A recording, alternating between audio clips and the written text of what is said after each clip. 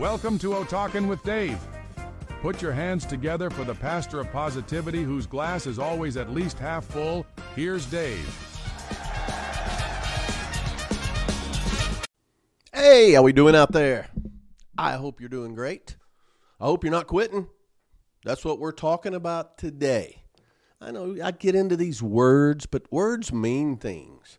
And so the premise today is you can stop, but never quit. Never quit. Quitting, that word, it's always stuck with me. I only quit one thing in my life, and that was Pee-wee football. I don't know. I'm still embarrassed. I am. It was the Rebels in the Sheffield League. I was little. I don't know, 3rd, 4th grade, something like that. And I had just had it. We were losing. We were getting beat up. We sucked. It was awful. And the coach was a dear friend of the family. I still love this guy. And I quit. And it bothers me talking about it. It took a lot for me to admit that. But that's the only thing I've quit.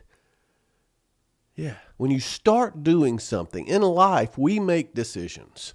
And those decisions, hopefully we've thought them out. But at some point, everybody's thought about throwing in the towel. Yeah. If we have decided to do something and made that decision based on sound logic, we should see it through. But every once in a while, you want to throw in the towel. That's what we're going to talk about, though. There's a huge difference between stopping and quitting. Stopping comes from a place of strength. Quitting is surrender or giving up. Just giving up. As we age, the choices that we make matter more. When we're younger, we've got time. Bad choices, okay, all right. Made a plenty of those, but you've got time to overcome it. When you get older, the choices, you don't have as long to recover from a bad choice. Yeah. But the thing is, no matter what the choices, no matter what the age, if you can get in your mind, I can stop, but never quit, I think you'll be better off. So there's a lot of differences. And I'm going to give some examples, and you'll see that it's not quite as cut and dried. Words mean things. Stop is sometimes not used when it should be. We throw quit in there. When we didn't quit, we stopped. So I'll get into that. But stopping is making a conscious decision. Thoughtful. You thought it through, and you've decided to end something because either you've completed it, it no longer serves you, or it's time to redirect your energy. But it's a decision you made. You've decided to stop. Quitting, it's walking away. Just walking away prematurely. A lot of times out of frustration or fear or fatigue. But you didn't fulfill the purpose. You didn't complete the lesson. You quit. So let's talk about some characteristics. Stopping. Let's talk about 5 characteristics of stopping, and I'll give you some examples, and this is going to clear things up a little bit. So one thing is, stopping is intentional and it's thoughtful. You have made the decision to stop something. Then usually there's been some sort of effort put into it, and you've evaluated it. So you're into it, whatever it is, and we'll talk about a lot of it's. But that's the stopping has done after some effort or some evaluation. Then it leaves the lessons learned behind. You've stopped it. You've learned the lessons, and you've left them behind you. That's part of the reason why you stopped it. It preserves dignity and even some momentum. You get to a certain point, all right, good. I've decided now it's time to stop. I want to take this energy and direct it somewhere else. But I'm taking my momentum and what I've learned with me. And then the main thing is, and how this attaches itself to freedom, it opens space for better opportunities. I've stopped doing that. So now I've opened some space. I've created some freedom. So stopping can be very good. But let's talk about how we use it. how we use it. Just a healthy, wise, and intentional stopping. You stop smoking. Think about it. You don't quit smoking. You stop smoking. Why? You're choosing your health. You're choosing health over habit. Now, I know that minute creeps back. A lot of people, you can stop stuff over, and I guess you quit smoking. A lot of times you quit quitting and you go back to smoking. But stop smoking for all those right reasons. Stop bad habits, maybe even something as simple as late night scrolling. Got to protect my sleep. I got to protect my mental clarity. You stop eating fast food every day at the same spot for lunch, getting the same things. Number 3, no onions with a Diet Coke. See, you're trading some, and why do you do that? Why would we stop eating fast food every day? Money? Okay. Health? Yep. Time? That's fast food. Maybe you can take your lunch. All those reasons, those are good reasons to stop eating it every day. It's hard to stop eating completely. I know some of you hoity-toity types quit years ago, but man, I still love McDonald's. I don't care what anybody says. Best Diet Coke on the planet. Stop working weekends. Yeah, I need some more playtime. I need some more family time. I need to recharge. I need to do all that stuff. So I'm going to stop working weekends. Not quit working weekends. I'm going to stop because it's a conscious decision. I'm going to stop a toxic relationship, whether it's a friend, a partner, whatever. That takes some planning. That takes some intentionality. Yeah, but cutting ties with people who drain you. You don't quit that. You stop it. Stop is powerful. Stop unprofitable business strategy. We're in the middle of this thing and we're losing money. All right? Doesn't mean you're stopping the business. You're stopping that strategy. Sometimes it may lead to stopping a business, and there are ways to do that. But that way you can pivot to something that actually works. Maybe you bring someone in, and they have this idea, okay, we're not going to keep going down this direction. We're going to stop that and pivot and go down this direction, not just swerve wildly. Yeah. A lot of people do this. They've stopped caffeine after a certain time or stopped eating after a certain time. For health reasons. Maybe it's whatever. But that is something that maybe it helps you rest better. Gives you, in the mornings I'll have caffeine, give me a short-term boost. I drink coffee and Diet Mountain Dew like I get paid to do it. So I'm not one of those people. However, you don't quit it, you stop it. Just some of the subtle things. I just did a talk on let them be wrong. Okay, I'm going to stop arguing every point. I can preserve my energy and not sabotage a relationship just to be right. That's good. That's a good thing to stop. Oh, please stop multitasking. Focus on finishing one thing at a time, doing it very well, then moving on. And then stop a sport. Maybe you're too old. Maybe you get injured so much. Protect your body. You can still be active in other ways, but I stopped playing basketball at a certain age. It got to the point to where, it wasn't worth it anymore. Plus, I need to let the young bucks get out there. But see, all those things you're stopping. Stopping is a choice. It's intentional. It leads to growth. You stop because you're moving forward, not giving up. That's a big difference. All right, now let's talk about the quitters, the quitting. All right, so 5 characteristics of quitting. It's emotional and impulsive, laced with drama. People don't usually quit without some sort of, anger or tears or pity party or whatever. But it's emotional and impulsive, the opposite of stopping. It's done usually right in the middle of something, right in mid-stride, I quit. You don't see anything through. You're a quitter. A lot of times without any notice or warning.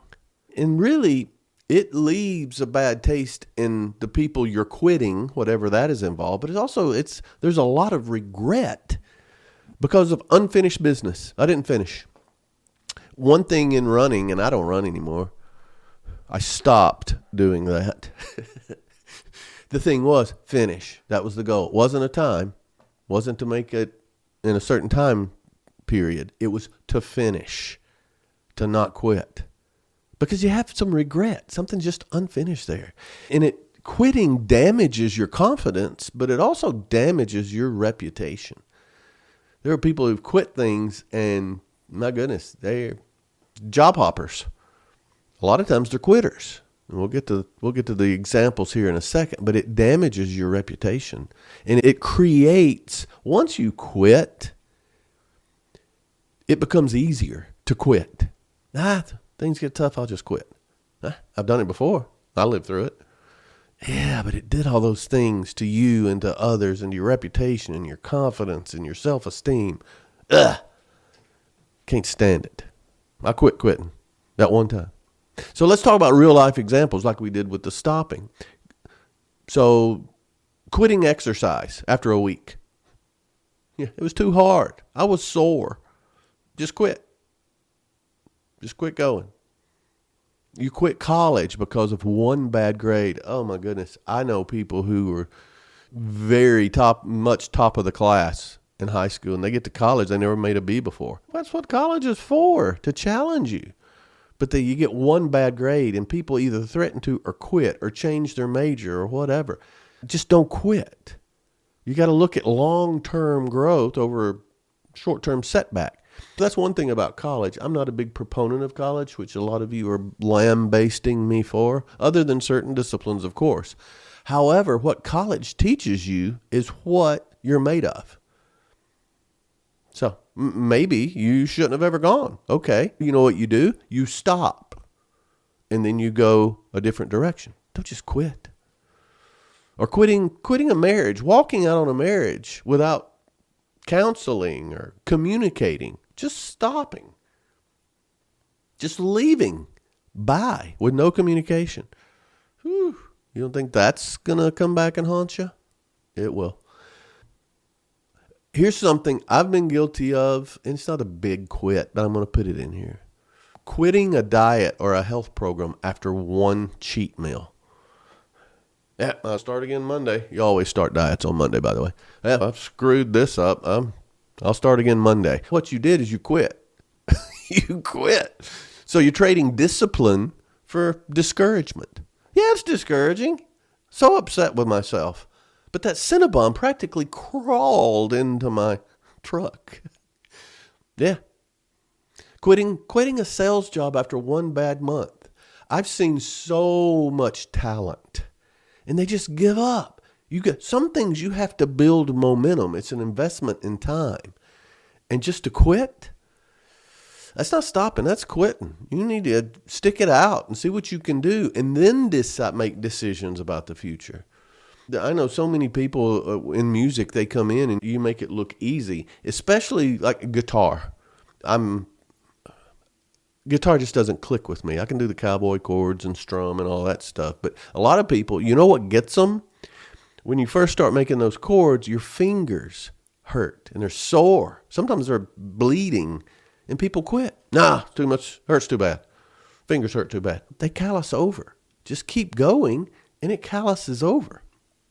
You're going to be fine. And the reward is far more. Quit reading books. A lot of people, they don't even finish they'll start, but they don't even finish the book, or they'll stop reading altogether. The saying that always gets me reading again is the person who doesn't read is no better off than the person who can't read. Yeah, that'll grab you by the horn. Friendships. Now, this is not, before I said stop dealing with toxic people. Friendships is something totally different. To quit a friendship just because of one argument or not willing to work through a bump in the road. I know people who've had good relationships, or even one fight and they break off the relationship. That quitting, you're hurting yourself and those around you. A lot of people quit therapy when it gets uncomfortable. Oh my goodness. I can tell you examples of this one when it gets a little too close to home. Oh, if you're going to say I'm part of the problem, then I'm just going to, yeah, I've got a lot of examples of that. Or I think the saddest one, though, is just quitting on yourself. Telling yourself that you're too old, it's too late, you're too broken, you got too much baggage to keep trying. That's the saddest of all. That hurts. That hurts to even say it because I know people who've quit on themselves. That's why it's so important to have encouraging, positive people in your life. So that when you start to do that, they just grab you by the jowls and shake some sense into you. Quitting, it's avoidance, it's defeat, it's regret. You quit because you stop believing in something. And maybe it's out of convenience. Maybe it's out of comfort. Maybe it's out of selfishness. But to quit, the long game punishes quitters. I don't know what long is. It may take a little while, it may take a long while. Quitting, there's a price to quitting. So let's just talk about it. Let's talk about self-esteem. Stopping builds respect for yourself, while quitting chips away at trust in yourself. You'll start to doubt that. And think about it. I made the decision to stop. What happened next? I made the decision to start something else. Okay? That's self-esteem. If you quit, that chips away. Now you're going to start? I just quit something. I'm going to start this. How is your resolve to start something new when you just quit something? It chips away at the trust in yourself. Also, when it comes to confidence, stopping proves that you can control your choices. You are in control of your choices. Where quitting, it makes you doubt your toughness and your resilience. Just very definition of quitting.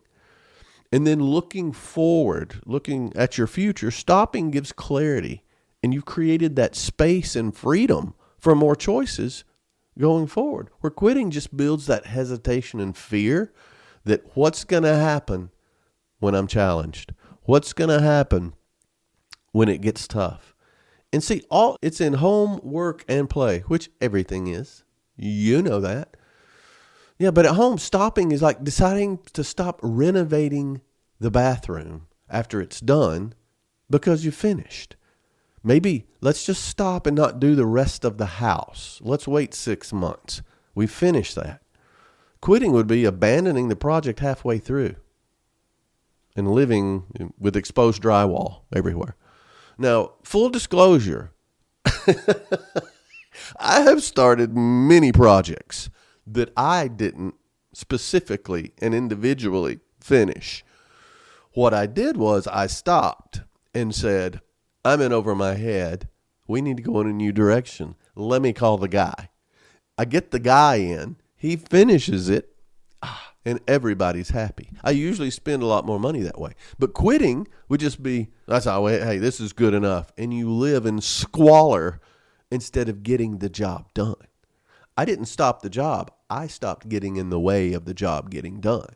So many times. At work, stopping would be retiring. Or I was with a company a few years back. A lot of times I'll do project work for 3 to 5 years. I come in and, okay, we've got these 5 KPIs. And it usually doesn't take me 3 to 5 years to master them. But once I get those, once I accomplish that as we went in and I get whatever compensation we have agreed to, then we develop an exit strategy. I may hire people to keep up the work or to enforce these different things. So that is, maybe it's retirement. That'd be another way to stop. It's planned. It's intentional. Quitting would just be storming out in the middle of a project after a bad day. Whatever. There's a big difference. And then at play, there are a lot of these because a lot of times we'll sabotage our play just because it's extra. That's usually the first thing we cut. But stopping would be like, okay, ending my golf game after 18 holes. Yeah, okay. Now, so many times I start playing golf, and if I'm playing well, that's great. But at some point, things tend to go awry. And at the turn, I'm thinking, oh, man, 9 more holes because I don't play a lot. And it may go awry even more. But then I'll hit that good shot on 17 or 18. I'm ready to come back out and play again. Yeah, finish the 18 holes. Quitting, I've seen people walk off at the turn. Yeah, that's it. I've seen people walk off before the turn. I've seen people throw their putter in the water, and now they can't putt. And they either leave or they have to putt with a different club. Big difference in stopping and quitting at home, work, and play. And so when you think about it, I think one of the biggest, easiest examples of quitting is New Year's resolutions. Yeah. 92% of New Year's resolutions fail within the first 3 months. They're quit. Most are not stopped. They are quit.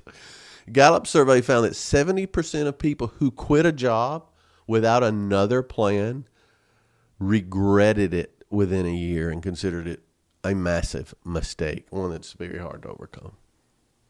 And then athletes who retire at the right time have 30% higher post-career satisfaction compared to those who either, it's two things, they're forced to quit early due to an injury or burnout or something, or they play too long, which is not quitting, but it's not stopping. So that's why the stopping needs to be intentional. So doing it the right amount, 30% higher satisfaction. And there's a lot of personality types out there. And they go across, I think I picked 5. But I'm a planner. I prepare, but I love to plan. I need to. It's how I put things in a box and don't worry about it. Because, okay, I planned that. I planned it that way. Planners are more likely to stop than quit because they evaluate. They're very intentional. I am not a perfectionist, but perfectionists are prone to quit. They are. Because when things don't go exactly as expected or exactly as planned, it's got to be perfect. I can't take it. You know anybody like that? Buddy, I do. Adventurers. Whoa. Adventurers they often stop at the right time, but risk quitting if they get bored. So they got to be challenged. I know people like this. If you don't challenge them, they're going to get bored and quit. But if you do, they're probably going to finish. And if they don't, it's because they've stopped and decided to go a different direction. But they're probably going to finish unless they get bored, which is very important to know. When you're working with people, when you have social arrangements with people, to know if they're an adventurer, don't let them get bored. They're going to quit. Then avoiders. These are ones that they quit just because, usually discomfort. It's icky. And they'll just quit and probably won't tell you. They just won't show up. Boom, gone. And then finishers, there have been times in my life when I was more of a finisher. Finishing it can be defined several different ways, but true finishers, meaning, hey, I'm going to follow it through to the end, they rarely quit. Sometimes even when they should stop, but they will ride a business into the ground. They will wear themselves out physically training or things like that. So, those different personality types, by knowing them and knowing the situation, you can predict if they're going to stop or quit, but also manage it to where things don't happen that will make them quit. So what are some ways to identify when we've quit? This is tough. So let's think back and think about each one of these. I said I've only quit one time. It doesn't have to be a big thing to still be a quit. So think about a time when you've walked away from something in anger or frustration. I've done that. I've done that for the day. I've done that for the meeting. I'd like to think I showed back up. I've had bad golf games. I've had bad tennis games. Then I've walked away in anger or frustration. Usually came back though. Yeah. Another thing with quitting is you can't explain the decision you made very clearly. You just quit. There's not a logical reason. And maybe you've come up with a logical reason, but it's a story. It's not the truth. No, I was just really freaking out. I just had it. I was burnt out. I just couldn't take it. here's what I said, but that's the real reason. Or you feel regret pretty quickly, within days. See, if you stop and you feel regret, you can start again. If you quit, you can't just start again in some cases. So you feel that regret. Another one, you don't want to talk about it. No, you don't want to talk about it. I know people who have done horrible things and never faced it. They won't talk about it. They've created a narrative that suits their dysfunction, but they won't talk about it. That's a sign of a quit.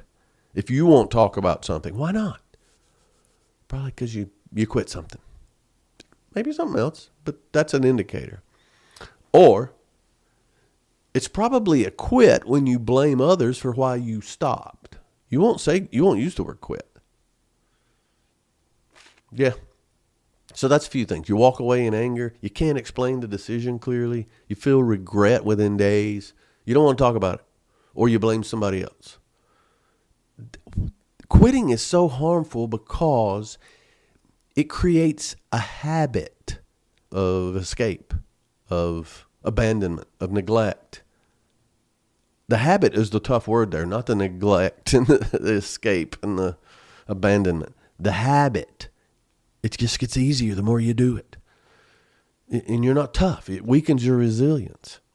Damages relationships. Nobody trusts you. They can't believe you. You said you were going to do it and you quit. They can't believe you. It undermines your career credibility. But the thing is, it touches those around you, especially kids, that giving up, that quitting is acceptable. They're watching, man. People are watching. And you'll get labeled. I can't think of a much worse label than quitter. Okay. So, let's talk about 5 ways to stop but not quit. Please, stop. Don't quit. I've heard it said different ways. The saying, begin with the end in mind. That's 7 Habits of Highly Effective People, I think is what that's called. So that's one way to stop and not quit. Decide what good and what finished looks like before you start. Okay, what's the outcome? And this doesn't have to be written down or in a planner or on a PowerPoint presentation. Maybe it's, okay, all right, finish line is finish all 18 holes. There you go. The finish line is, I'm going to do these 5 things on my 2-hour drive. I'm going to return these 5 phone calls. Okay. All right. That's good. And don't quit halfway through. So that defines what this looks like before we start. And then you've got to pause and evaluate before walking away. A lot of times you'll be ready to quit, but there may be a way to stop instead of quit. So you got to pause and evaluate things before you just walk away. There's also, quitters focus on the failure. That's their focus. So one way to stop and not quit is look for the lessons. Look for as a wise man once said, look for the wisdom instead of the wound. That's going to help. If you look for the lessons, that can help you stop instead of quit. Not just the failures. Okay, the next one is replace what you stop with something better. Control the quit and replace that stop with something better. That's a positive thing. You're not going to have resentment. And again, like I said before, if you stop, you can come back. You can restart. You can reevaluate. You can change course. You can pivot. When you quit, you don't have those options. And then, which is always important, celebrate the decision as growth, not defeat. Stopping includes growth. Quitting includes defeat. So I think those are very important, very constructive ways. When you're about to quit, say, hold on, what's the right way to do this? There is a right way to stop just about everything. So when you look at it, stopping takes wisdom. Quitting takes nothing. Nothing. Stopping says, I'm ready for what's next. Quitting says, I just wasn't strong enough for this. Don't hand your future and your reputation and your character over to quitting. You can stop, but never quit, because the best chapters of your life, they aren't written by people who gave up. Nah. They're written by the people who knew when to stop, when to finish, and when to keep fighting. That's the growth. I remember in the weight room. I'm not a big weight room guy, but I remember we would do reps, and oh goodness, maybe it was 10, and you would finally get to 8, and you didn't think you could do it, and they push you, and you get that number 9, and you get no 10, and then the strength coach would always say, yeah, those first 8 did you no good. Those last 2 are the ones that got there. I'm like, why didn't I just do 9 and 10? It's how you finish a lot of times. And that's where the lesson is. And if you don't finish, you're defeated. And I'll say deciding to stop is a way of finishing. But quitting is the worst choice. It's okay to stop. Never, ever quit. All right. So I finished this podcast. Did not stop. Thanks so much for joining. I appreciate it. Gary, this one was for you. You're feeling bad about that, and I get it, and I would feel bad too. However, it doesn't define you.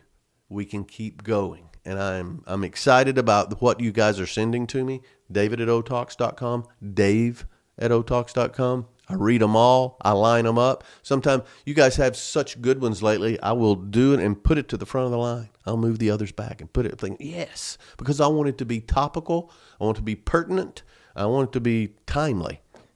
Topical, pertinent, and timely. Giddy up.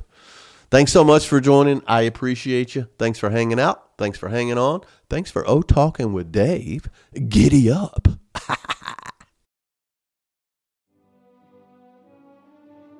Hello there. Are you out of work or looking for a new career? Do you feel like you have a lot of potential and just haven't hit your stride? We know just how you feel, and we are here to help. We are Cult Leader University, and we have the curriculum for you. Clue offers options to fit your schedule. Clue has entry-level courses in stockpiling, Kool-Aid making, catchy sing-alongs, and entry-level recruiting techniques. Once you've mastered these, you can move on to advanced courses in pontificating, standing like a guru, mastering the nostril flare, and holding an intimidating stare. Enroll at Clue, and if you pay for a full year in advance, Clue will help you develop your mantra, give you ideas for clothing requirements, and equip you with original handshakes, utterings, or code names. Don't wander around in anonymity. Enroll in Clue and set your own rules. At Cult Leader University, we can't imagine what you're capable of, but we know it's impressive. Cult Leader University can change your life and the lives of anyone unfortunate enough to be around you. Remember, if you don't have a clue, we are the school for you. Hey there, are you having computer problems and can't get the help you need? Is there a language barrier or other obstacles that make you feel insignificant and unappreciated? We know just how you feel, and we are here to help. We are the Amish Tech Team. The Amish Tech Team is known for their work ethic, quality craftsmanship, and attention to detail. The Amish Tech Team will ride to your house, assess the situation, and leave you feeling good about the experience. Oh, Jedediah was just a lovely young man.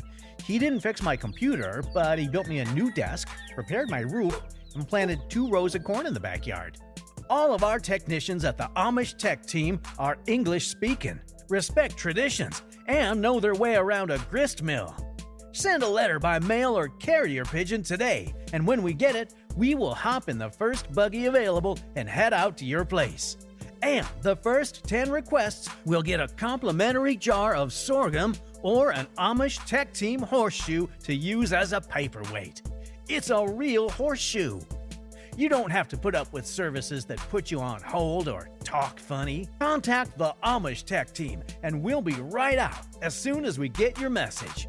And get free of our chores and load up the buggy and travel to your place, depending on traffic and the weather and those dad-blame motorized vehicles and all those bright lights and shiny signs that keep distracting the horse and tempting the youngins.